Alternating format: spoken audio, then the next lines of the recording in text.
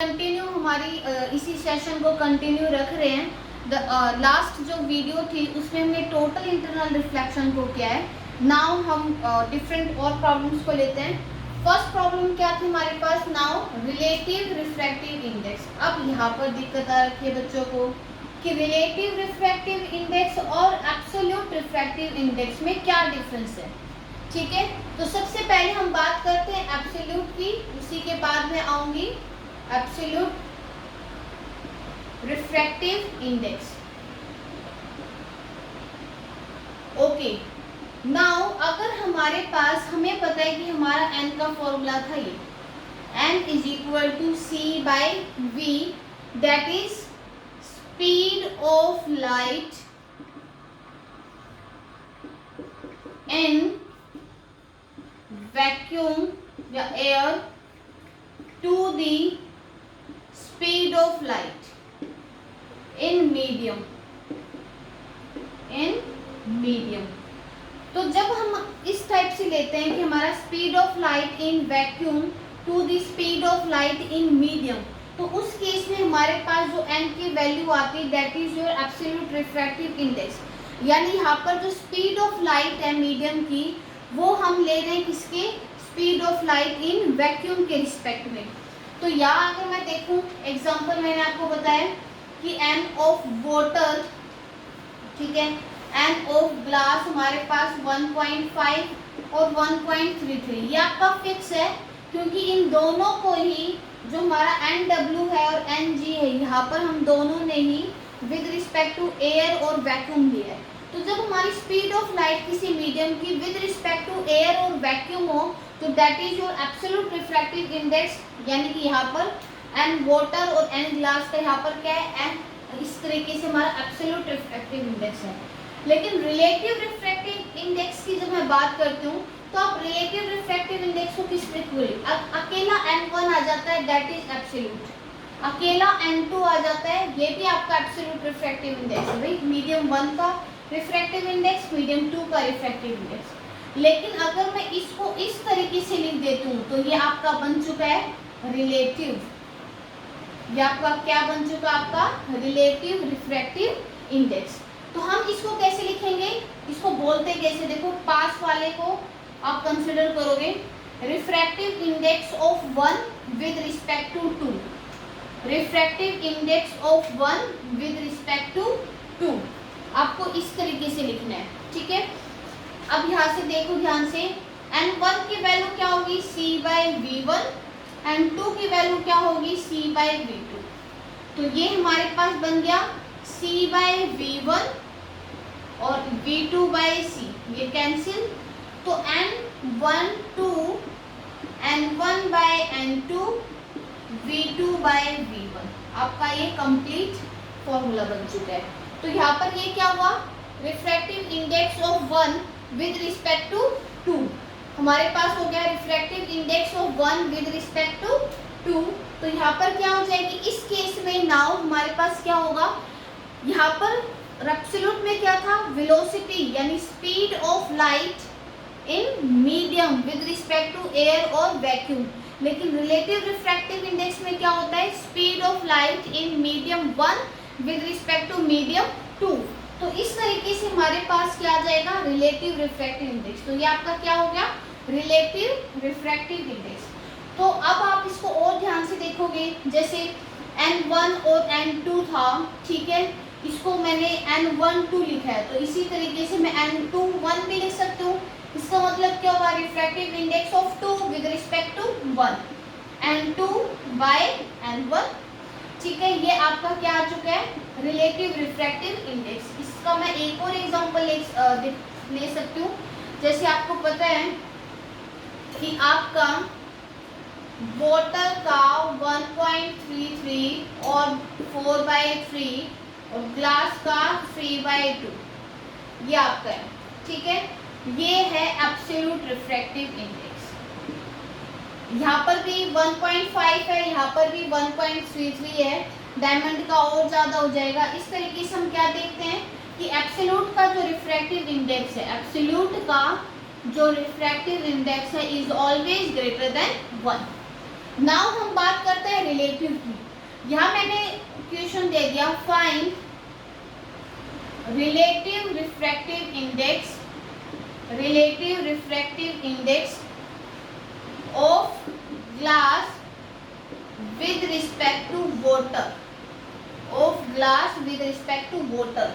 Glass का करना है with respect to water, तो यानी ये क्या हो गया, NGW is equal to NG by NW। तो यहाँ से हमने क्या देखा है, 3/2 4/3, तो आपका हो चुका है 3/2 इंटू में हमारे पास 3/4, क्या आ गया आपका 9/8। क्लियर है, देखो 3/2 तो था ही एज इट इज, नीचे 4/3 है तो उल्टा हो जाएगा 3/4। नाउ अगर हमसे पूछे find relative refractive index of water with respect to glass, तो उस केस में क्या होगा आपका NW बाय NG। तो NW का हमारे पास था 4/3 3/2, कैसे लिखोगे 4/3 2/3, आंसर इज 8/9। ठीक है, तो यहाँ से हम देख रहे हैं इजीली कि आपका एक तो 9/8 है और एक है 8/9, तो दैट मीन्स ये किसको फॉलो करें, प्रिंसिपल ऑफ रिवर्सिबिलिटी, किसको फॉलो करें, प्रिंसिपल ऑफ रिवर्सिबिलिटी को। तो आपने ये देखा कि NGW आपका था 9/8, NWG आपका था 8/9। ठीक है, ऑब्वियसली इसकी वैल्यू कुछ 1.1 समथिंग है और इसकी वैल्यू कुछ 0.8 समथिंग है। ठीक है, अब हमने कहा प्रिंसिपल ऑफ रिवर्सिबिलिटी को फॉलो करते हैं। प्रिंसिपल ऑफ रिवर्सिबिलिटी क्या हो जाएगी आपकी, प्रिंसिपल ऑफ रिवर्सिबिलिटी क्या हो जाएगी, N12, तो ये आपका क्या हो गया प्रिंसिपल ऑफ रिवर्सिबिलिटी। आपको पता ही है N12 या हम बोल सकते हैं NGW NWG। तो इस तरीके से आप देख रहे हो NGW आपका क्या है 9/8, 1/, में 8/9, तो क्या आ जाएगा 9/8। तो यहाँ से हमारे पास एक और इम्पोर्टेंट पॉइंट निकल कर आया कि एब्सोल्यूट रिफ्रैक्टिव इंडेक्स का जो N है, N एब्सोल्यूट का always greater than 1, but relative refractive index का जो हमारे पास रिलेटिव रिफ्रैक्टिव इंडेक्स है वो 1 से ग्रेटर भी हो सकता है, 1 से लेस भी हो सकता है। यहाँ पर देखो 1 से ज़्यादा है, यहाँ पर 1 से कम है, तो ग्रेटर देन 1 और लेस देन 1 बोथ हो सकता है रिलेटिव में, बट एब्सोल्यूट हमेशा ग्रेटर देन 1 होगा। तो ये था एक रिलेटिव रिफ्रैक्टिव इंडेक्स और एब्सोल्यूट रिफ्रैक्टिव इंडेक्स में डिफरेंस। आई होप आपको ये पॉइंट अब क्लियर हो चुका होगा। नाउ हम बात करते हैं एक इम्पोर्टेंट रिलेशन के बारे में, और ये आपका इम्पोर्टेंट रिलेशन है relation between M, U, V and F। ठीक है, M, U, F और M, V, F हम अलग अलग कर रहे हैं। ठीक है, यहाँ पर मैंने फर्स्ट किया है। ठीक है, अब हमारे पास पता है कि मुझे M और F के बीच में रिलेशन निकालना है।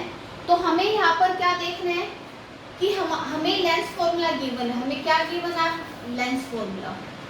तो हमारा जो लेंस फॉर्मूला है वो क्या है, 1/v minus 1/u is equal to 1/f। ये आपका क्या है, लेंस फॉर्मूला। और इसी लेंस फॉर्मूले की हेल्प से हम इनके बीच में रिलेशन निकालेंगे। तो हमने क्या कहा, मल्टीप्लाई बाय v, ये स्टेप याद रखना, on both side, multiply by v on both side, क्योंकि आपको एक और रिलेशन पता है, m इज इक्वल टू क्या होता है आपका माइनस v/2। चलो हम यहाँ पर पुट कर देते हैं। ठीक है, फर्स्ट मैं यहाँ पर मिरर फॉर्मूले के बीच का रिलेशन निकाल रही हूँ। ठीक है, आपका मिरर फॉर्मूला का रिलेशन निकाल रही हूँ, 1/v plus 1/u is equal to 1/f। अगर आपको कनकेव मिरर और कन्वेक्स मिरर देव है और देन उसके बीच में इनके बीच में रिलेशन निकालना, और m की वैल्यू यहाँ से क्या है -v/u।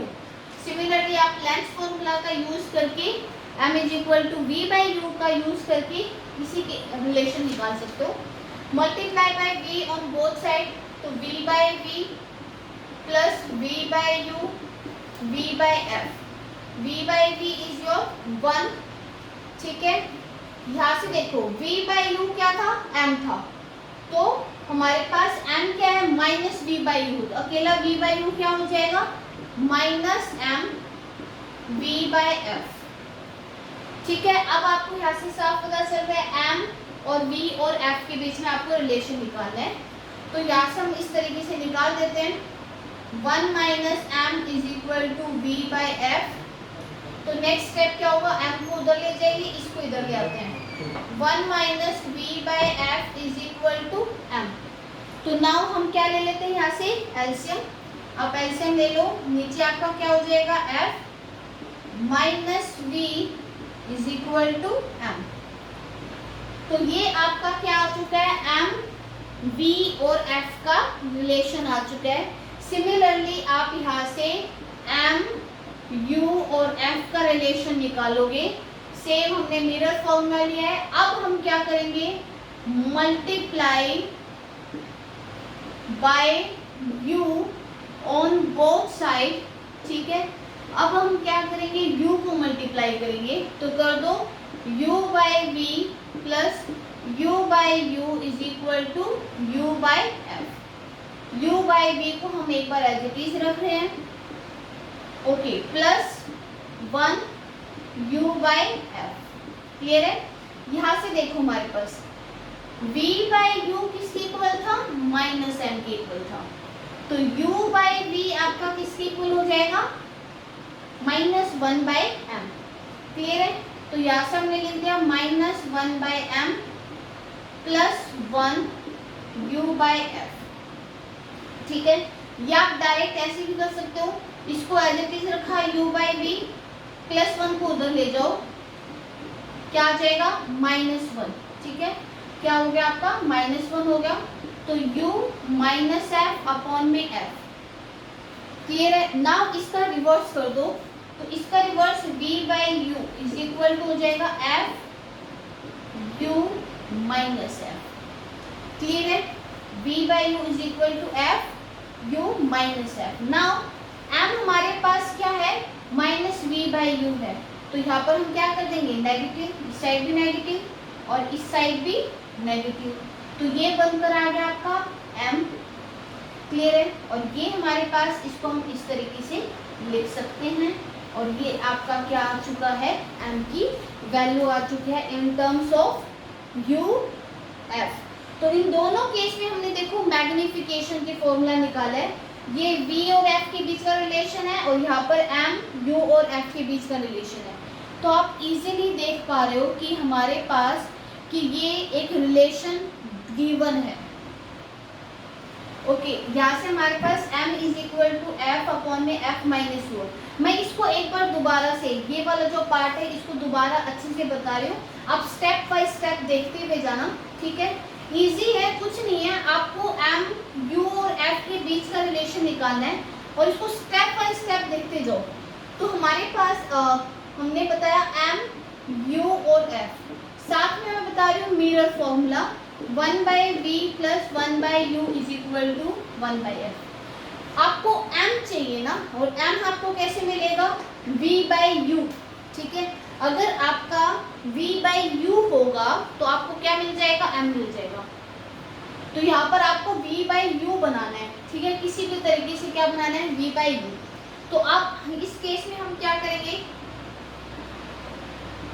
पहले मैंने क्या था, मल्टीप्लाई बाय v, अब मैं कर रही हूँ multiply by u on both side, ठीक है, क्योंकि इससे आपका एक वेरिएबल एलिमिनेट हो जाएगा और फिर आपका बचेगा सिर्फ m u एंड f। तो यहाँ से मैंने देखा u by v plus u by u is equal to u by f।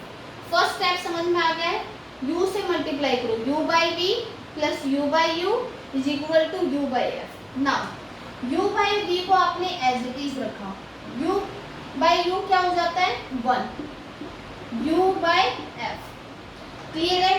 अब क्या करना है आपको चाहिए m, और m कैसे मिलेगा? v बाय u से। तो इसको हम एक बार एज इट इज रखेंगे, u बाई v को, +1 को उधर ले जाओ, +1 को उधर ले जाओगे तो क्या बन जाएगा? -1। तो u by v as it is, LCM ले लो, u माइनस f। अब थोड़ा सा ध्यान से देखने की जरूरत है, हमें क्या चाहिए? v बाई u, और वो किसकी इक्वल होता है? -m की इक्वल होता है। v बाई u किसकी इक्वल है? -m की इक्वल। तो मैं यहाँ पर क्या कर दूँ, इसको रिवर्स कर देती हूँ, ठीक है, उल्टा कर देती हूँ। तो आपका क्या बन जाएगा? इसको हम उल्टा करेंगे तो v by u f upon में u माइनस f। क्लियर है? यहाँ से ये ऊपर चला गया, ये ऊपर चला गया, तो हमारे पास v by u is equal to ये v बाई u क्या था? -f, f u minus f। लेकिन मुझे सिंपल क्या चाहिए? m चाहिए, तो मैं नेगेटिव को उधर ले जाती हूँ। तो मैं नेगेटिव को उधर लेकर गई तो इस तरीके से आना। चाहो तो इसको ऐसे रख लो, चाहो तो आप क्या करोगे, ये माइनस है ना, तो इसका ऑर्डर चेंज कर दो, तो आपका बन जाएगा सिंपल फॉर्मूला f माइनस में u। तो ये हमारे पास क्या निकल कर आ चुका है? m, u और f का रिलेशन आ चुका है।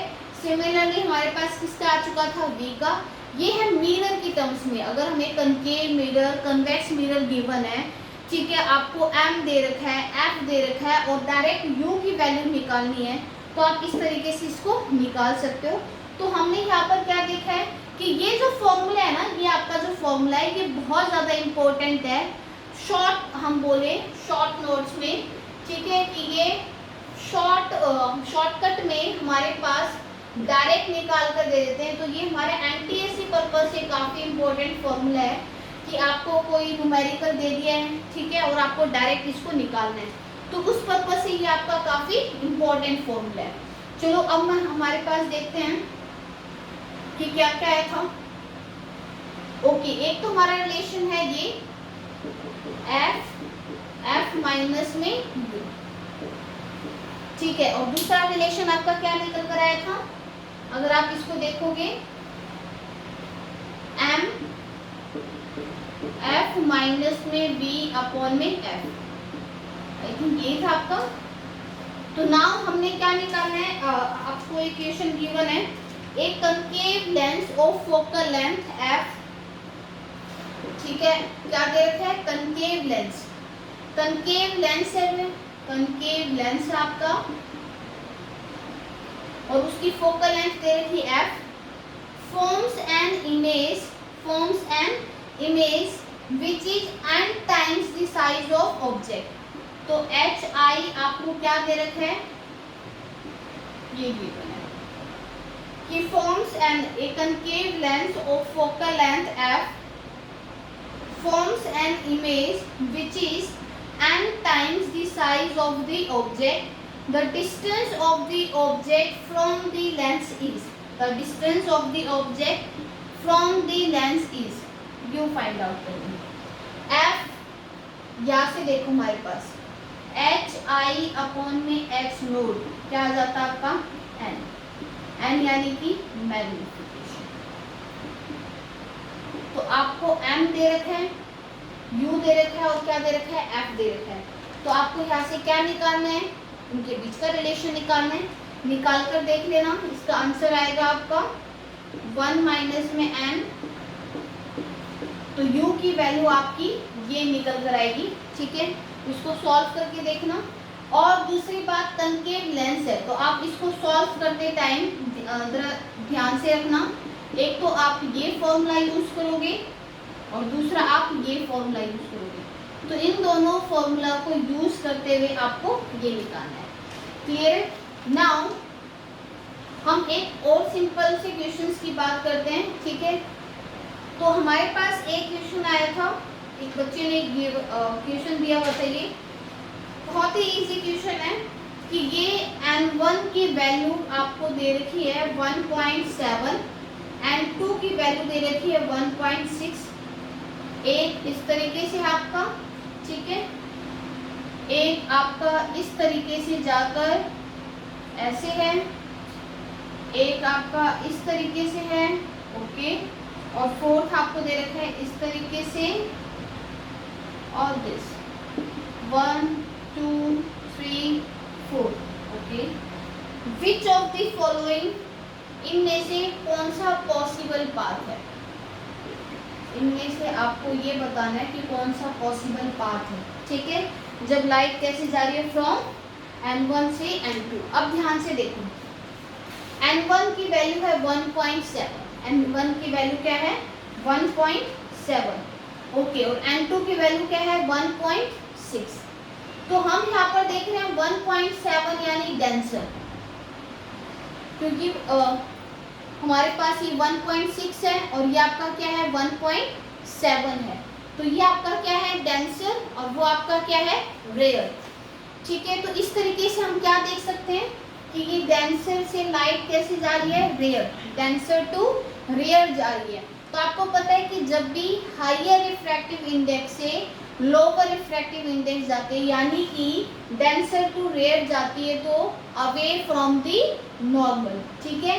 फर्स्ट आपको दे रखा है कि लाइट इस तरीके से जा रही है, आपको पता है कि फर्स्ट वाले में कि लाइट फॉल्स नॉर्मली, फर्स्ट वाले केस में क्या हो रहा है नॉर्मली फॉल कर रही है, तो ये कैसे जाएगी अनडेविएटेड, इसको कोई फर्क नहीं पड़ता कि वो किस मीडियम से क्या जा रही है, इंडिपेंडेंट ऑफ एन होती है, ठीक है। लाइट कैसे जा रही है स्ट्रेट, तो ये आपको यहाँ पर स्ट्रेट ही जाती हुई दिखाई दे रही है, तो फर्स्ट वाला क्या है करेक्ट है। नाउ हम बात करते हैं सेकंड की, ठीक है।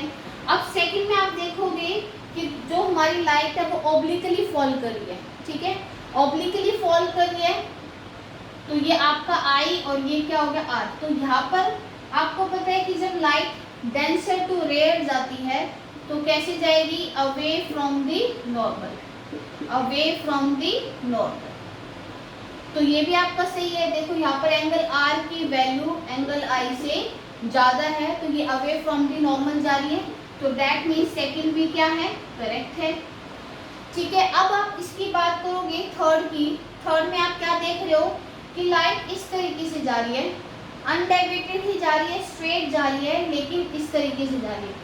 तो यहाँ पर आप थोड़ा सा आइडिया लगाओगे तो एंगल आई और एंगल आर इक्वल है, और ये केस तभी हो सकता है जब लाइट क्या हो रही हो सेम मीडियम में जा रही हो, यानी n1 और n2 दोनों क्या हो सेम हो, बट यहाँ पर n1 और n2 सेम नहीं है, तो 3 क्या हो गया हमारे पास incorrect.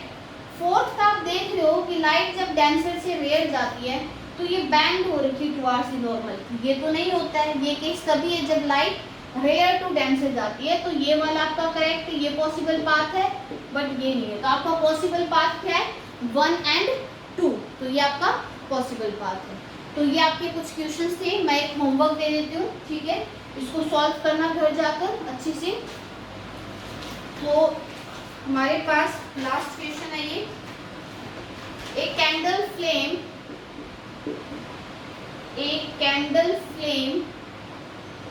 3 centimeter high is placed at a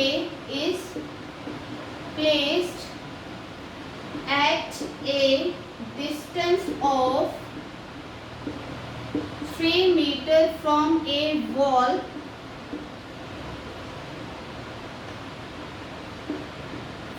far from the wall. Must a concave mirror